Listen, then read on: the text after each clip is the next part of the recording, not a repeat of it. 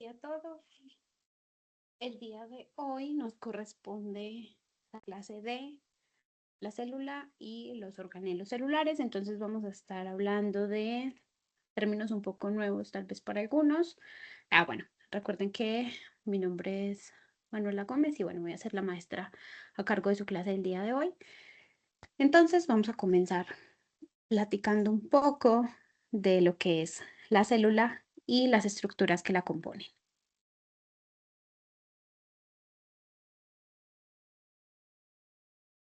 Y bueno, a manera de introducción, vamos a platicar un poco y vamos a llegar tal vez a la conclusión de qué están hechos los seres vivos.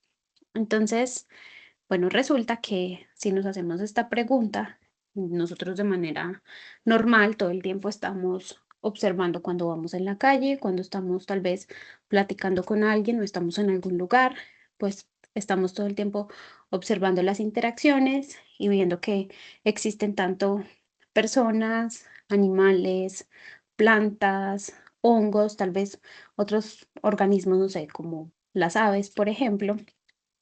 Y si vemos, hacemos como una recapitulación de todo eso, pues podemos apreciar que entre todos somos bastante diferentes. Incluso entre nosotros, los humanos, pues tenemos características diferentes. Las plantas podemos ver desde árboles hasta plantas pequeñas, arbustos, todos son diferentes, todos tienen características diferentes. Igual también las aves, hay unas de unos colores, otras de otros. Entonces, digamos que todos, eh, dentro de las características que podemos observar, pues todos somos muy diferentes, presentamos ciertas características particulares, pero resulta que hay algo que todos tenemos en común.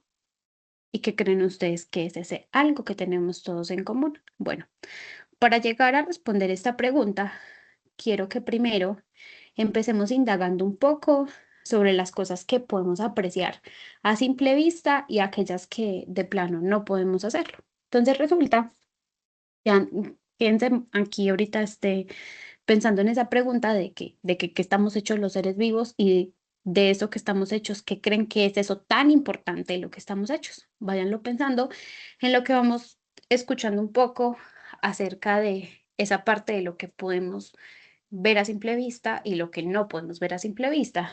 Resulta que hay dos formas en las que podemos apreciar el mundo tal cual lo tenemos. Uno es la forma macroscópica, que es la forma en cómo visualizamos todo. Macro significa grande. Y la forma microscópica, con microscópico me refiero a todo aquello que es pequeño, que no podemos observar a simple vista. Entonces resulta que todo eso que está a nivel macroscópico, que es todo eso aquello que vemos, mm, podría estar ejemplificado con el caso de, digamos, nuestros órganos. Entonces, un cerebro lo podemos ver a simple vista porque pues es algo grande en tamaño, un corazón, por ejemplo, unos pulmones, unos riñones, el estómago, el hígado, por ejemplo, las hojas de las plantas, las alas de las aves, podemos ver las plumas de las aves, por ejemplo, los frutos que tienen las plantas. Entonces, todo eso que nosotros podemos observar a ese nivel es a lo que vamos a llamar el nivel macroscópico y todos nuestros órganos están, o sea, por ejemplo, todo lo que son cerebro, corazón, pulmones, está formados por tejidos. Entonces, digamos que vamos de una organización estructural que es de grande a pequeña, ¿sí? Y posteriormente tenemos todo aquello que no podemos observar a simple vista, lo que conocemos como el nivel microscópico. Y aquí en este nivel microscópico es donde encontramos a las células. Entonces, por ejemplo, nuestros tejidos están formados todos por células. Entonces, a esa pregunta que les hacía, de qué creen que estamos hechos los seres vivos, pues la respuesta es que estamos formados de células. Y aunque todos seamos muy diferentes a simple vista, que tengamos características diferentes, hay algo que tenemos en común todos los seres vivos y son las células. Entonces, la célula va a ser nuestra parte central de la clase del día de hoy y vamos a decir de manera muy general que la célula es nuestra unidad estructural fundamental. Sin la célula, pues no podríamos sobrevivir. Entonces, hablamos de células, pero ¿qué son las células o qué es una célula y cómo la podríamos definir? Entonces, resulta que una célula es una unidad básica que tenemos todos los seres vivos que es capaz de realizar funciones muy importantes como obtención de energía, crecimiento y también reproducción. Entonces, es importante esta definición porque la célula prácticamente es la que nos mantiene con vida. Obtiene energía de las mismas células, es capaz de dividirse para formar células nuevas. Entonces, todo el tiempo está cumpliendo funciones muy importantes dentro de nuestro organismo y dentro del organismo de todos los seres vivos. Ahora, ¿creen ustedes que teniendo en cuenta esta definición, la célula está o no está viva? Si yo les doy las siguientes características, si yo les digo que las células tienen metabolismo, que las células responden a estímulos y que también puede reproducirse, estamos hablando de un sistema que está vivo. Entonces la respuesta sería sí, la célula sí está viva porque tiene la capacidad de hacer muchos procesos biológicos dentro del organismo para mantenernos a nosotros todo el tiempo funcionando de manera correcta. Aquí les ponía una imagen que es muy representativa de la parte de la célula, porque la célula puede obtener energía, puede eliminar desechos, puede regularse del ambiente interno y también del ambiente externo, y también puede sintetizar algunas biomoléculas. Estas biomoléculas pues van a ser muy importantes porque digamos que van a ser las que la van a mantener viva todo el tiempo, dándole todos los requerimientos de nutricionales y de supervivencia para que pueda cumplir sus funciones. Ahora, este concepto que acabamos de ver, no crean que eh, fue de un momento para otro. Este concepto, en la definición, se logró después de muchos años, de muchos estudios que hicieron. Entonces, vamos a decir que esta definición de célula fue el resultado de muchos descubrimientos a lo largo de la historia, ¿sí? Y a continuación, pues vamos a ver y vamos a conocer cuáles fueron estos descubrimientos tan importantes y estos estudios tan importantes que se hicieron para que hoy en día conozcamos esa definición de lo que es la célula.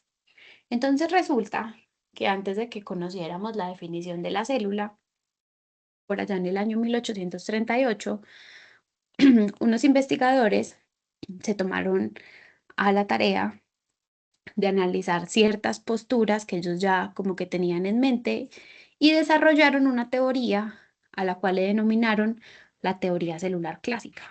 Resulta que esta teoría es una teoría científica fundamental de la biología, según la cual las células son las unidades básicas de todos los tejidos vivos. Entonces, las células las necesitamos para todo, para que nuestros órganos funcionen, para que se encuentren en correcto mantenimiento. Sin embargo, si ustedes ven, esta teoría fue propuesta hace muchos años, en los años 1838, donde pues no teníamos las herramientas ni la tecnología que tenemos en la actualidad para descubrir tantas cosas como tenemos ahorita el acceso a diferentes modalidades pues, de educación para hacerlo.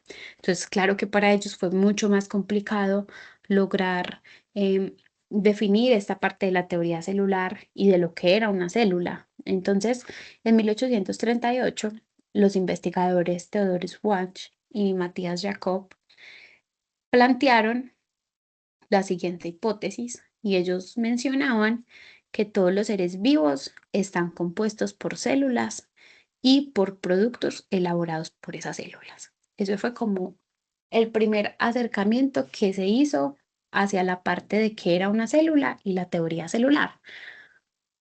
Además de esto, mm, esta teoría celular se basó también en varias propuestas que se habían hecho en la elaboración de unos aparatos de observación que habían hecho dos investigadores, que es Robert Hooke y Anthony van Leeuwenhoek, también por esas mismas fechas, por los 1800, pues ellos lograron inventar lo que era para ese entonces como un intento de microscopio donde podían directamente observar y ver pues que habían em, estructuras que tenían cierta apariencia cuando se observaban como por esta óptica. Entonces, también fue muy importante el descubrimiento de estos aparatos de observación porque le permitió a los investigadores a partir de ahí, pues comenzar a describir todas las estructuras que conocemos hasta ahorita y todos los organelos que están dispuestos dentro de la célula, pero pues para ese entonces digamos que era un tanto complicado poderlo hacer. Para entender esa teoría celular es conveniente entonces estudiar primero la constitución y el funcionamiento de una célula. Basándonos en esto, en la década de 1838, de los 30, se acuñó, se habló de un término que hoy está en desuso, pero que era el término del protoplasma. Entonces, ¿qué era de protoplasma? Porque en esa época era muy mencionado, o sea, ahorita ya no lo usamos, pero en ese entonces era muy importante y tenía gran relevancia este término. Resulta que en 1838, en la misma época donde se planteó la teoría celular, el investigador Jan Evangelista Purkinje habló del término protoplasma y fue utilizado por primera vez por este fisiólogo poco tiempo después de anunciarse la teoría celular. Entonces, él lo que mencionaba en su investigación era que la palabra protoplasma significaba lo primero que se forma. Se los colocó en negritas en esta diapositiva. Y él empleó este término para referirse a la vida que existe en un huevo, porque él principalmente trabajaba con huevos. Posteriormente, en 1846, Hugo von Moll también usó este término para designar la materia gelatinosa que existía dentro de toda célula. Entonces, era importante porque él decía que las células tenían un componente estructural muy extraño, que ellos no podían saber específicamente qué era, pero él decidió designar a esa característica gelatinosa que tenían las células, la designó también como el protoplasma.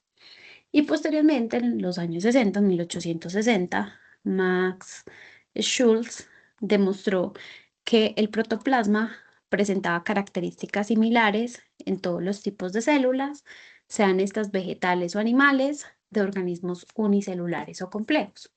Entonces, digamos que fue una investigación que se, que se hizo durante durante muchos años y que aunque ahorita no utilicemos mucho este término, de hecho, pues ya no es usado, pues fueron como que estos investigadores sentaron las primeras bases para que nosotros pudiéramos conocer qué era una célula y el funcionamiento de una célula.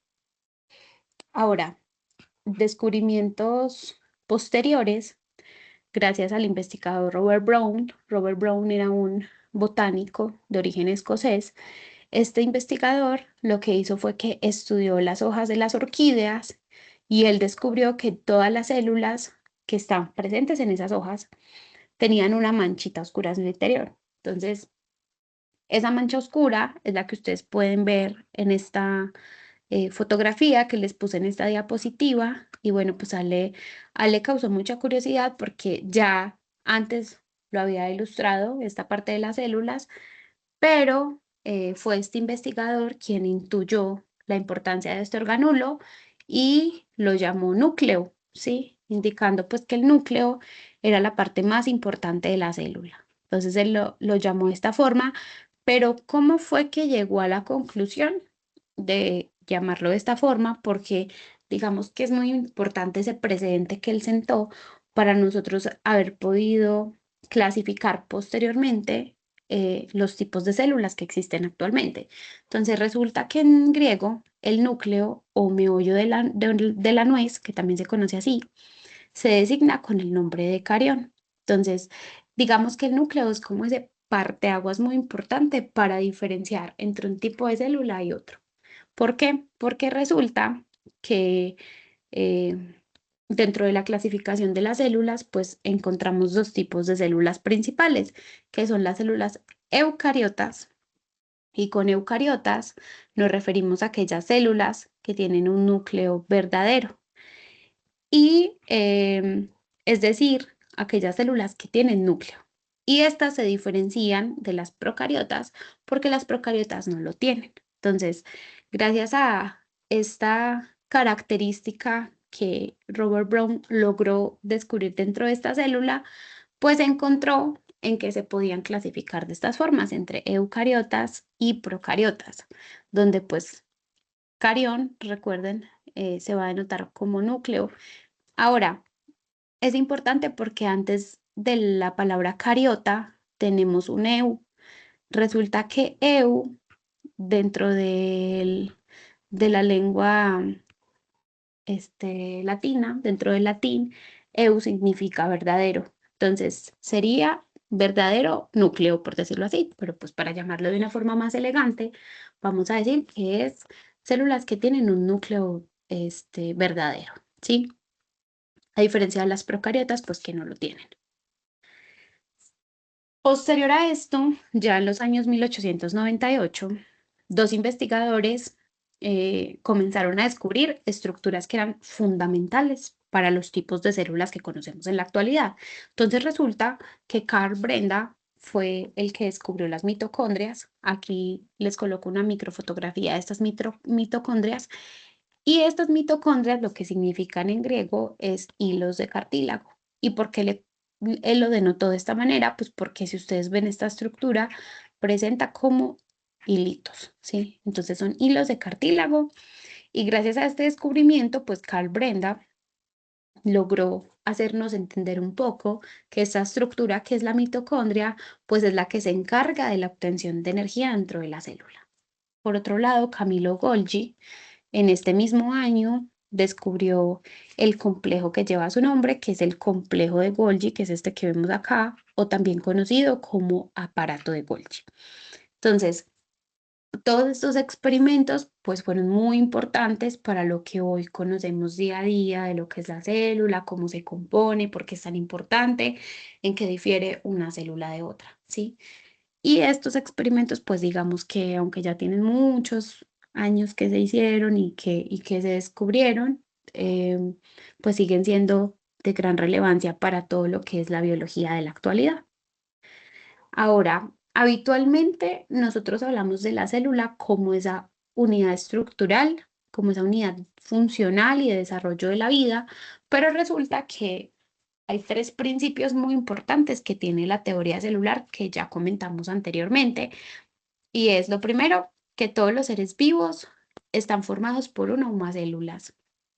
El segundo es que una célula puede formarse a partir de otra o más células ya existentes. Y finalmente es que la célula es la forma de vida más pequeña. Entonces, digamos que estos tres principios son muy importantes porque pues, son principios que todavía se siguen cumpliendo. Ahora, como resultado de estas investigaciones y de todo lo que ya mencionamos anteriormente, sabemos que existen dos tipos de células, que son las células procariotas y las células eucariotas. Vamos a estar mm, viendo las características más relevantes de cada una y las vamos a estar describiendo y vamos a, pues, a conocer un poquito más de estas. Aquí para iniciar, me gustaría mencionarles que normalmente las células procariotas, para dar un ejemplo clave aquí en esta clase, están delimitadas principalmente por lo que son las bacterias. Entonces, cuando escuchemos procariotas, acordémonos de bacterias. Y cuando escuchemos eucariotas, pues son organismos como por ejemplo las plantas, las aves, los humanos, los animales, ¿sí? Porque dentro de los eucariotas tenemos células que son vegetales, células que son animales y también tenemos células fúngicas. Entonces, digamos que las células eucariotas vamos a decir que son un poco más variadas que las procariotas, porque las procariotas normalmente las encontramos de la misma forma, que son las células bacterianas, aunque pueden ver diferentes tipos de procariotas, pero son como las que más comúnmente escuchamos.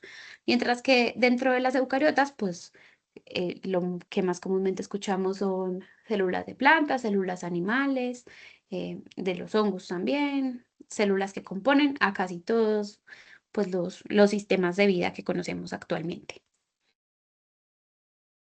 Y bueno, todos los seres vivos, desde una bacteria hasta un ser humano, pues estamos formados por células. Recuerden que esta va a ser la unidad funcional y estructural de todos los seres vivos. La diferencia es cuántas células tienen cada uno de estos organismos y cómo es que están organizadas estas células.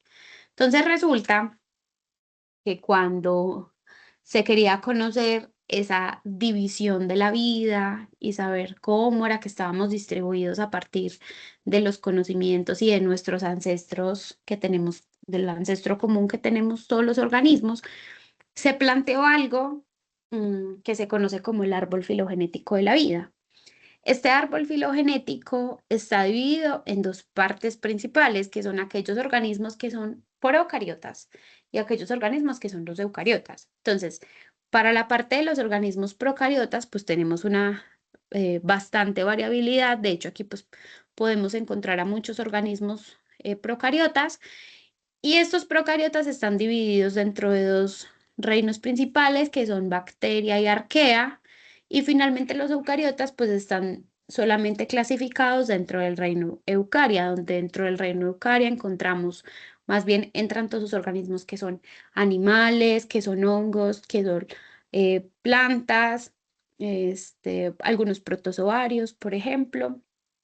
Entonces, es un reino bastante amplio. Para el caso de los procariotas, que está dividido en dos, en bacteria y en arquea, pues digamos que en bacteria pues encontramos todo tipo de bacterias que son cianobacterias, protobacterias, bacterias gram positivas, bacterias gram negativas, bacterias que crecen en condiciones bastante extremas. Y también tenemos a las arqueas, que principalmente las arqueas se pueden encontrar en el medio acuático, ¿sí? Entonces, esta clasificación, este árbol filogenético de la vida, nos ha ayudado mucho porque claramente podemos diferenciar entre aquellos organismos que son procariotas y aquellos que son eucariotas. Y bueno, vamos a comenzar hablando desde los organismos, mm, vamos a llamarlo organismos menos complejos, sin dejar de lado que todos los organismos pues son importantes y presentan cierto tipo de complejidad, pero para entenderlo de una forma más fácil, vamos a decir que vamos a comenzar hablando de los organismos que son menos complejos hacia los más complejos. Entonces, vamos a hablar ahorita en un inicio de las células procariotas. ¿Y qué son las células procariotas o qué son los organismos procariotas que están compuestos de esas células procariotas? Son microorganismos unicelulares simples. Con unicelulares nos referimos a qué? Pues a un tipo de célula nada más, que pertenecen a los dominios que ya les mencioné, que son bacteria y arquea, y que están caracterizados por carecer de un núcleo definido y de orgánulos membranosos. Entonces, esto va a ser importante para el momento ahorita que entendamos la parte de las células eucariotas, porque aquí, como no tenemos un núcleo definido, el material genético va a estar disperso por toda la célula, ¿sí? Entonces, les voy a mostrar cómo está estructurado de manera general una célula procariota. Tenemos estructuras que se conocen como fimbrias, que son como tipo pelitos que se encuentran dentro de las bacterias, que le ayudan a la célula con la comunicación celular y también con la adhesión de la célula. Tenemos la cápsula, que la cápsula le brinda protección a la célula. Una pared celular. De la pared celular vamos a hablar mucho porque vamos a ver que la pared celular juega un papel muy importante tanto en los organismos procariotas como en los organismos eucariotas. La pared celular es una estructura que es dinámica, que tiene muchos componentes importantes que le confieren ciertas ventajas tanto a los organismos procariotas como eucariotas. Eso lo vamos a ver ahorita a continuación. También tenemos a la membrana celular, que es la que va a recubrir toda esa parte del material genético. Tenemos el ribosoma, el cromosoma, que el cromosoma aquí tiene todo el material genético. No sé si ustedes han visto esta parte, que ya supongo la vamos a ver nosotros en unas clases, que es el ADN. Resulta que el ADN es nuestro material genético y de lo que nosotros estamos compuestos. El ADN es el ácido desoxirribonucleico, ¿sí? Y es como nuestra molécula fundamental para que nuestras células estén vivas, porque todas nuestras células están compuestas de este material genético, de este ácido desoxirribonucleico, que de manera abreviada ustedes lo van a poder encontrar en la literatura como ADN, ¿sí? Posteriormente tenemos la región del nucleoide, que esta región es la que rodea también toda esa parte del material genético. Y finalmente tenemos algo que se conoce como el flagelo, que es una estructura que le permite movimiento a las células procariotas. Y bueno, algunas características importantes de estas células procariotas es que, por ejemplo, su material genético o ADN se encuentra disperso en el citoplasma en una región que se conoce como nucleoide, ¿sí? Que es toda esa como que rodea esa parte interna de la célula. También tenemos que saber que las células procariotas son células pequeñas, aproximadamente 0,1 a 5 micrómetros, que tienen pared celular, que tienen ribosomas y que se reproducen de manera asexual. Esto ténganlo muy presente porque esta reproducción asexual la vamos a ver ahorita a continuación. De manera asexual de dos formas, ya sea por bipartición o por fisión binaria. Entonces, eso ténganlo presente que ahorita ya lo vamos a revisar. Ahora, ¿cuáles son esas características principales de esas células procariotas? La primera característica es que no tienen núcleo. Entonces, el material genético de esas células se va a encontrar de manera circular en el citoplasma, ¿sí? La segunda es la estructura. Poseen una membrana plasmática, tienen citoplasma, tienen ribosomas, tienen pared celular para la protección. También el tamaño. Estas células procariotas pues van a ser mucho más pequeñas que las eucariotas.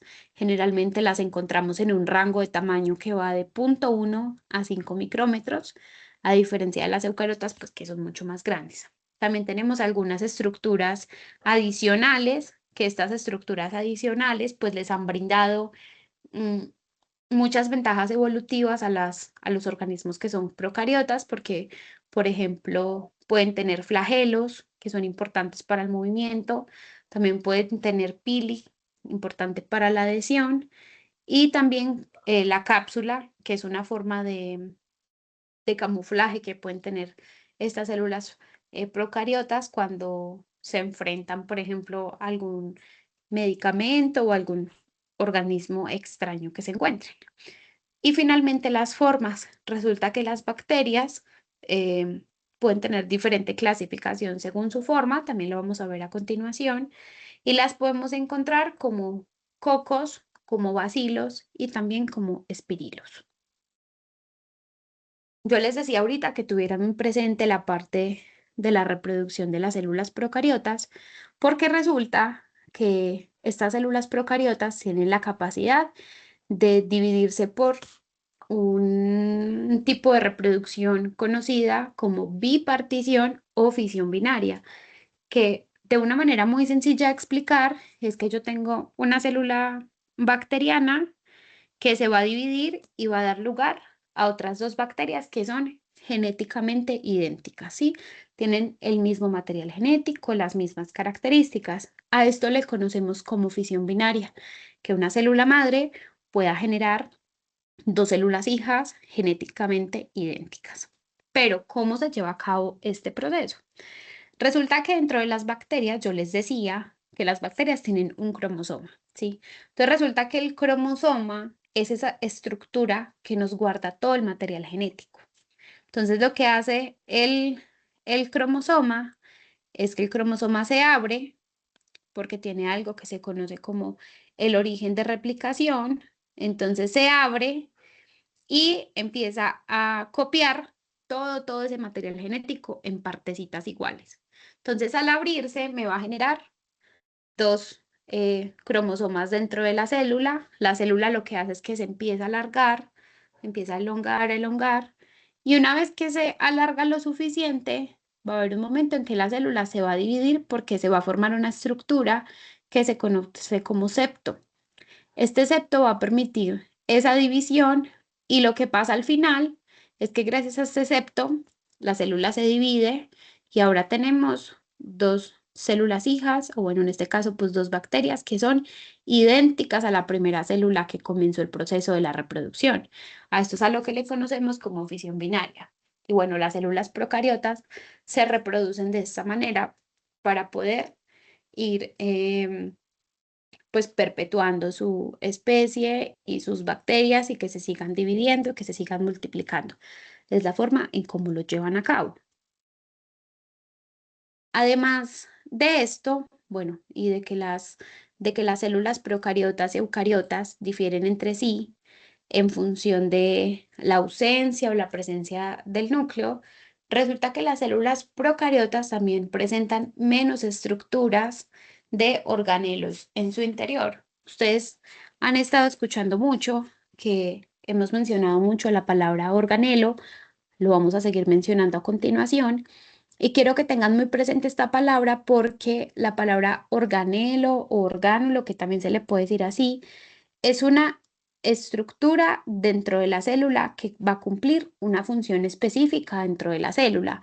Les voy a hacer una comparación. Es el equivalente, por ejemplo, si estuviéramos hablando de una persona, un orgánulo sería el equivalente a los órganos de nuestro cuerpo, por ejemplo. En ese caso, pues como estamos hablando de que es un nivel microscópico, pues todos esos organulos van a ser todas esas estructuras que tienen las células, tanto procariotas como eucariotas, en su interior. ¿Sí? Ahora, otra característica que las hace muy particulares, por ejemplo, algo que nos quiere representar esta imagen que les puse en esta diapositiva, es que las bacterias son mucho más pequeñas eh, que las células eucariotas. Si ustedes ven, aquí las células procariotas, que en este caso son estas bacterias, pues tienen un tamaño de aproximadamente 1 micrómetro. Si nos vamos más hacia allá, podemos observar que las células eucariotas, que pueden ser células vegetales y células animales, ya tienen un tamaño un poco más grande, que puede ir desde los 10 micrómetros hasta los 100 micrómetros aproximadamente. Todos estos rangos de tamaño de las células procariotas y eucariotas entran dentro del rango de la parte microscópica. Entonces son estructuras o son células que solo se pueden ver exclusivamente con este microscopio. Todo lo que va en un rango mayor a 1 milímetro, por ejemplo, como nos muestra esta imagen de acá, de 1 milímetro para arriba, pues son todas esas estructuras que podemos apreciar a simple vista y que pues no necesitamos de ningún em, aparato para poder observarlas. Ahora, estas células procariotas, ¿cómo es que se organizan? Entonces aquí vamos a hablar de todos esos organelos que componen a esas células procariotas. Yo les decía que les mencionaba que a diferencia de las eucariotas, pues las procariotas presentan menos organelos. Eso no quiere decir que sean menos importantes, porque pues recuerden que también las bacterias han jugado un papel muy importante en nuestros ecosistemas y pues en la salud pública también. Entonces, vamos a decir que, bueno, que aunque estén menos estructuradas, también son importantes. Entonces, dentro de las células procariotas, podemos encontrar los siguientes organelos. Tenemos a la cápsula, que para describir esta cápsula podríamos decir que es una estructura que le permite a la célula que se pueda adherir a las superficies del entorno. También tenemos a la pared celular, que la pared celular lo que hace es que actúa como una capa adicional de protección que le ayuda a la célula a mantener su forma y a prevenir la deshidratación. Para el caso del citoplasma, el citoplasma es un semifluido dentro de la célula que contiene los componentes celulares y es el sitio donde se lleva a cabo el metabolismo de la célula. También tenemos el flagelo, que el flagelo es un orgánulo locomotor helicoidal en forma de látigo que le permite a las bacterias poder generar cierto tipo de movimientos en diferentes espacios. Tenemos el nucleoide, que es esa región central dentro de la célula procariota, que está compuesta por el cromosoma de la célula que mantiene el material genético, recuerden que mantiene el ADN. Y tenemos a la membrana plasmática, que la membrana plasmática es una membrana fluida que separa el interior de la célula del exterior de la célula. y es una estructura que es semipermeable, es decir, que permite movimiento del exterior hacia el interior y del interior hacia el exterior. También tenemos el cromosoma, que es donde se encuentra todo el material genético. ¿Y de qué se encarga el cromosoma? ¿Cuál sería su función principal? De mantener ese material genético de manera estable dentro de las células. Y finalmente tenemos al ribosoma, que el ribosoma son estructuritas muy pequeñas que se encuentran también en el citoplasma y estas son las encargadas de todo lo relacionado con la síntesis de proteínas dentro de la célula. Ok, y si definimos todas esas estructuras, pues es también bueno que nosotros sepamos cómo se encuentran organizadas. Entonces resulta que la cápsula la podemos encontrar en la parte más hacia el exterior de la célula. La pared celular ya va un poco más como en la interfaz de esa célula. También tenemos a la membrana plasmática que ya va más al interior y todo lo demás que es citoplasma, ribosomas, el nucleoide o el material genético ya son organelos que se encuentran más distribuidos hacia el interior de la célula. Lo que es el pili y el flagelo también puede estar relacionado o puede ir más hacia el exterior de la célula.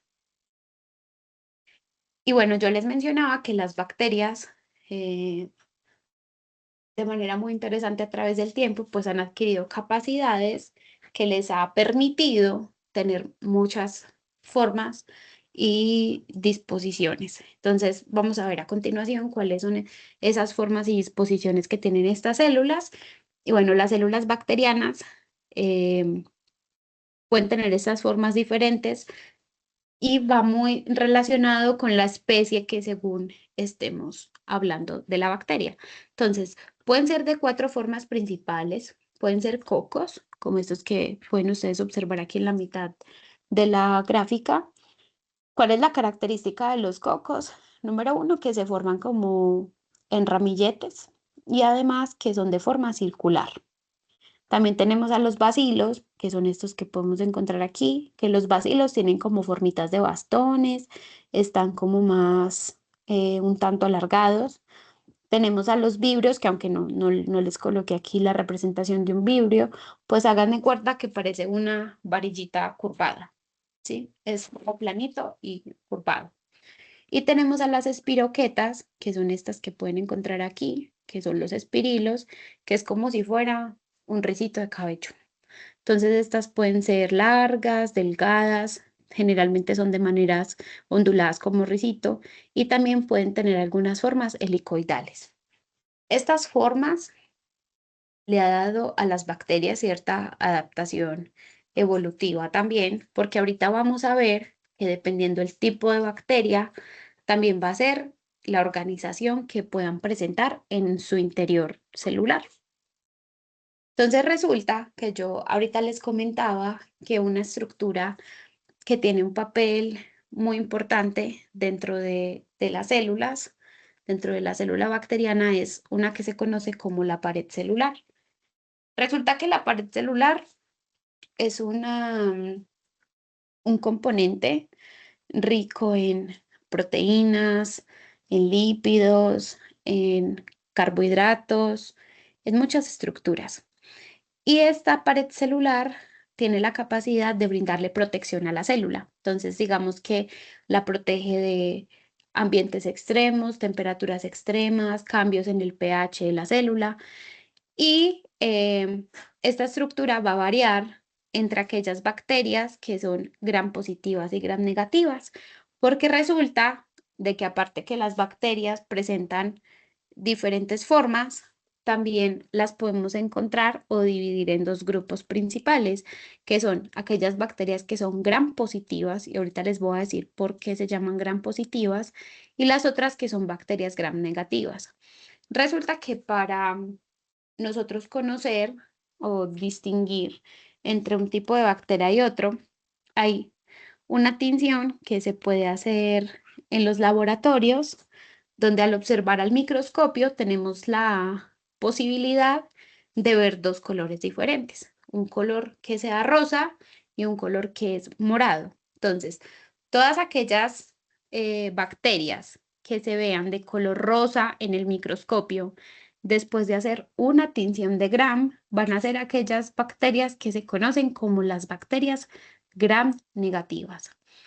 Y las bacterias que después de esta tinción de Gram se vean de color morado, van a ser bacterias que vamos a llamar bacterias Gram positivas. ¿A qué se debe esta coloración o estos cambios de tonalidad de las bacterias? Resulta que yo les decía que las bacterias están compuestas de una estructura muy importante que es su pared celular.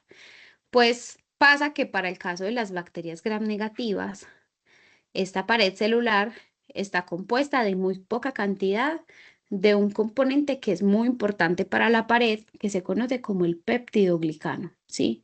Entonces, por ejemplo, el peptidoglicano en la pared celular de las bacterias gram negativas está distribuido en menor cantidad. Si ustedes ven aquí, está solamente representado como por una tirita morada, pero si nos pasamos del otro lado, donde están las bacterias gram positivas, podemos ver que ese peptidoglicano, que es el que nos va a ayudar a que nos dé ese tono de coloración, está mucho más abundante. Entonces, en lugar de que veamos una tirita de ese peptidoglicano, aquí encontramos 4.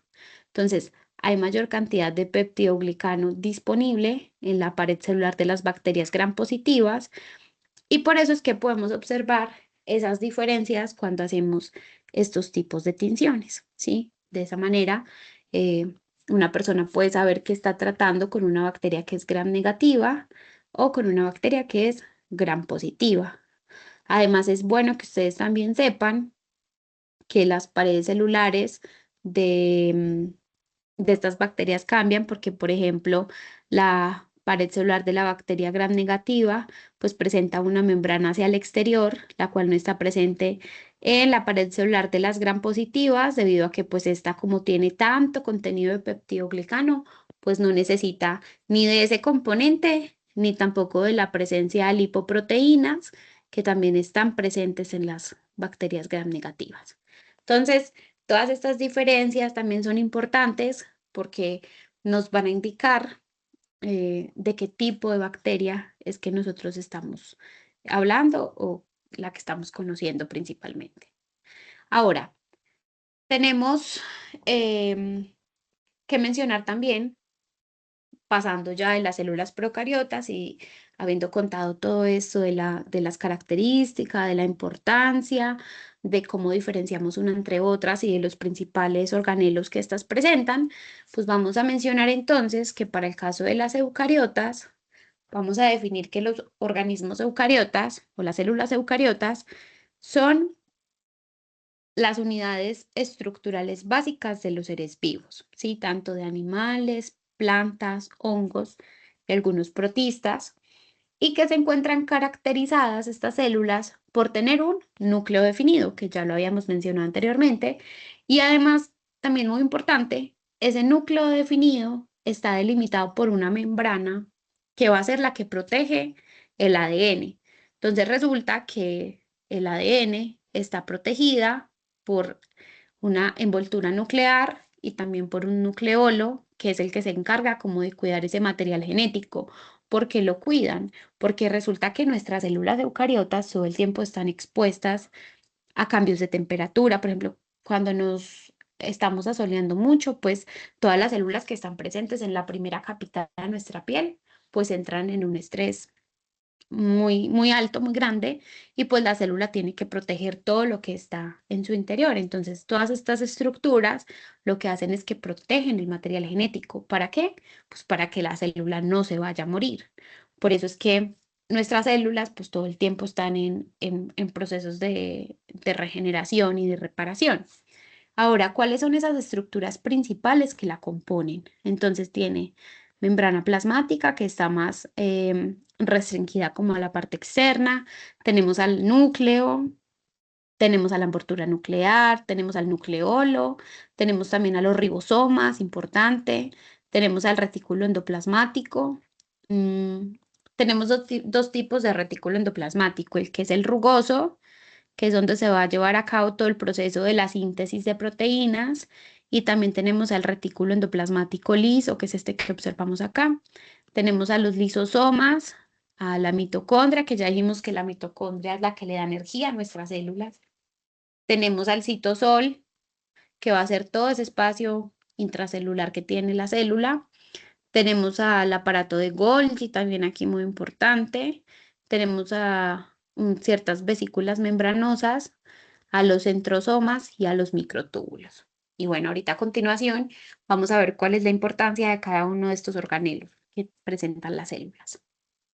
Pero antes de pasar a esa parte, vamos a ver cuáles son esas características principales que hacen diferentes a las células eucariotas de las procariotas. Entonces resulta que las células eucariotas pues son más grandes y son más complejas que las procariotas porque esta cuenta con estructuras, con organulos que son más especializados, como por ejemplo las mitocondrias, los cloroplastos. Ahorita vamos a ver que los cloroplastos son muy importantes en las células vegetales para la fotosíntesis. Tenemos también a los ribosomas, al retículo endoplasmático. ¿Y cuáles son esas características principales? Pues el primero es el núcleo, ¿sí? Porque en el núcleo pues encontramos el material genético y ese núcleo, ese material genético que se encuentra dentro del núcleo va a estar organizado en cromosomas, ¿sí? Estos cromosomas son estructuras súper importantes que tenemos todos los eucariotas donde se organiza todo nuestro material genético. Tenemos también al citoplasma. El citoplasma es ese compartimento que contiene los organelos y donde ocurren muchas reacciones metabólicas. Tenemos a los orgánulos membranosos, que son mitocondrias, el retículo endoplásmico, el aparato de Golgi, los lisosomas y también tenemos a las vacuolas. Ahora nos pasamos del lado del citoesqueleto, que es una estructura dinámica de microtúbulos y filamentos que dan forma y permiten también movimiento celular. Y finalmente tenemos a la membrana plasmática, que va a ser una bicapa lipídica que regula el intercambio de sustancias. Ahora, ¿cuáles son los principales tipos de células eucariotas? Encontramos principalmente tres. El primero es la célula animal, mm, de las cuales estamos todos nosotros conformados. Tenemos a la célula vegetal, principalmente pues de plantas, y tenemos a las células fúngicas, pues que es la célula que constituye específicamente los hongos. Ahora, para el caso de la célula animal y vegetal, ¿en qué difieren estos dos tipos de células? Por ejemplo, la célula animal no tiene pared celular.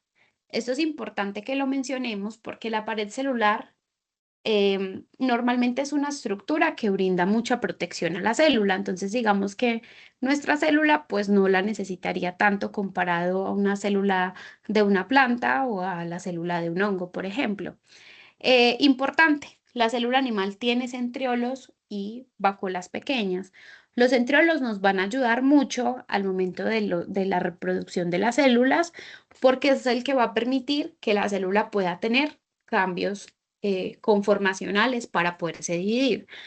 Y también tiene vacuola porque la vacuola, recuerden que nuestras células también están conformadas por agua. Entonces la vacuola mantiene como esa regulación en el porcentaje o en la cantidad de agua. De otro lado tenemos a la célula vegetal. La célula vegetal tiene un organelo importante que es el cloroplasto. Los cloroplastos son esos organelos implicados en la fotosíntesis, porque si ustedes recuerdan, las plantas son organismos que son autótrofos, que dependen directamente de la luz solar y del intercambio de gases, tanto de dióxido de carbono como CO2. Entonces, claro que necesita el cloroplasto para poder llevar a cabo el proceso de la fotosíntesis y de una vacuola mucho más grande comparada a la vacuola de la célula animal, porque necesita mayor cantidad de agua. Entonces, estas son como las principales diferencias que se pueden encontrar. Para el caso de las células fúngicas, la célula fúngica, digamos, va a tener un poquito más de similitud con la célula vegetal porque también tiene pared celular. Pero resulta que a diferencia de la célula vegetal, la célula fúngica tiene una pared celular que es rica en quitina. Resulta que la quitina es un carbohidrato que tiene en la pared celular de los hongos que lo que le brinda es resistencia. Entonces, esa quitina es un componente estructural que le brinda resistencia y protección a las células fúngicas. Si ustedes observan aquí, la pared celular fúngica no tiene cloroplastos. Yo les mencionaba que las células vegetales normalmente presentan una forma de adquisición de energía de manera diferente. Para este caso, los hongos no son autótrofos, los hongos son heterótrofos, entonces no hacen fotosíntesis. Los hongos se alimentan de la materia orgánica en descomposición que se encuentra en el suelo, entonces no necesitan hacer fotosíntesis, no son organismos fotosintéticos. Los únicos organismos fotosintéticos son algunas algas y las plantas, ¿sí? Entonces, por ejemplo, la célula fúngica pues no tiene cloroplastos, pero tiene pared celular y tiene otras estructuras como grandes vacuolas, como diferentes tipos de retículo, también tiene núcleo, aparato de Golgi, membrana plasmática, tiene quitosomas, que son estructuritas que están compuestas de quitina, tiene mitocondrias para la energía y también tienen centrosomas.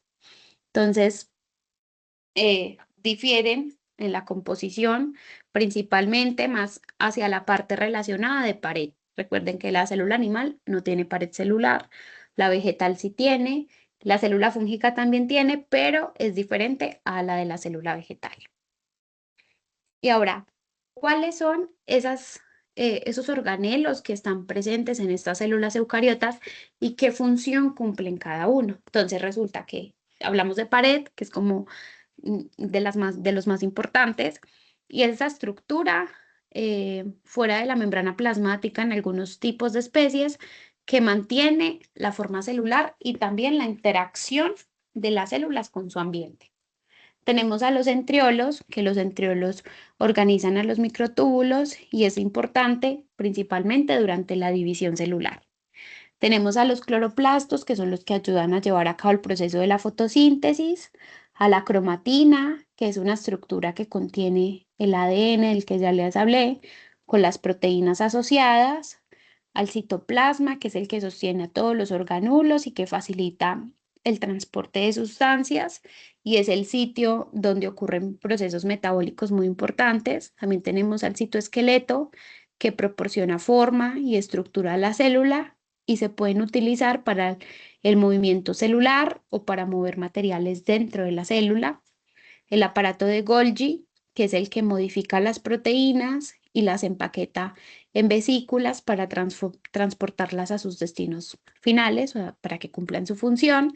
Tenemos a los lisosomas, que son los que digieren alimentos y materiales de desecho. También las mitocondrias, acuérdense que la mitocondria es la que le ayuda a nuestra célula a tener energía porque produce una molécula muy importante que es el ATP, que es el adenosintrifosfato, que es una molécula rica en energía. Tenemos a la membrana nuclear, que es aquella que encierra el núcleo, que permite que los materiales entren y salgan del núcleo. El nucleolo, que va a ser esa región condensada dentro del núcleo celular donde se van a formar los ribosomas. Tenemos también al núcleo, que es el centro de control de las células eucariotas. Ahora sí que es muy importante para la vida, ya que protege todo lo que es el material genético. Los peroxisomas, que son los que metabolizan los desechos que contienen oxígeno. También los ribosomas, que son aquellos que producen todos los tipos de proteínas. Y al retículo endoplasmático rugoso y al retículo endoplasmático liso, que lo que van a diferir uno del otro es en que en el rugoso va a sintetizar, va a plegar y va a modificar todo el transporte que es de proteínas principalmente, y el liso, a diferencia del rugoso, pues va a sintetizar lo que son lípidos, como los fosfolípidos y el colesterol. Entonces son como las principales diferencias y características de estos organelos de las células eucariotas. Si ustedes ven, comparte algunos con las procariotas, pero si ustedes ven aquí, pues la lista de estos organelos en los eucariotas, pues es mucho más larga comparada a los procariotas.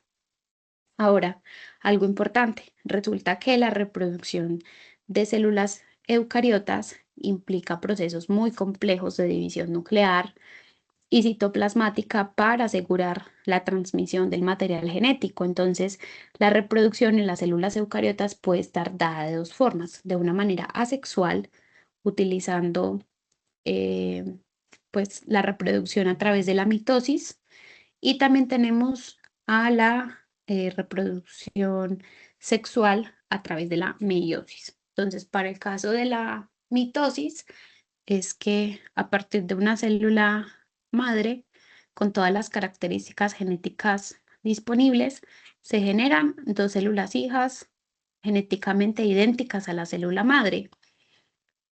Pero a diferencia de lo que pasa con la fisión binaria o bipartición, dentro de la mitosis, la célula atraviesa procesos muy importantes porque como está compuesta de muchos cromosomas, pues todos estos cromosomas se tienen que sincronizar para pasar de una etapa a otra y que al final podamos tener la misma carga de material genético en las células hijas.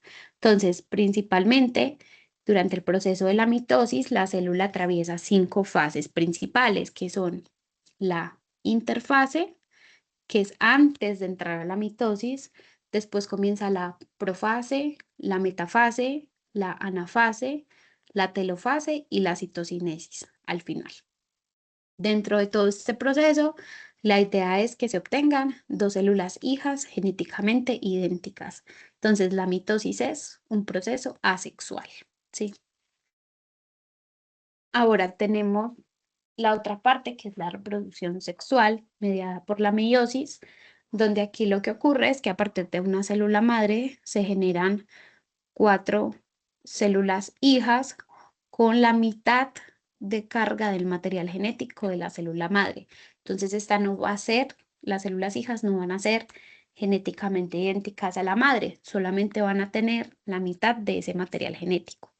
También la meiosis atraviesa por diferentes etapas, pero ocurre en dos etapas. En la meiosis 1, donde es esta primera parte donde vemos a la profase 1, a la metafase 1, anafase 1 y telofase 1, y después de atravesar esta telofase 1, entra a la meiosis 2, donde ocurre otra vez la profase 2, metafase 2, anafase 2 y telofase 2, donde finalmente pues se obtienen estas 4 células hijas o 4 gametos que son genéticamente distintos con la mitad del material genético. Y bueno, estas fueron como las principales características de estas células eucariotas, los principales organelos que la conforman. Y ahora vamos a ver cuáles son esas diferencias entre las células procariotas y las células eucariotas. Entonces, por ejemplo, encontramos diferencias de tamaño. La célula eucariota es más grande comparada a la procariota, que es más pequeña.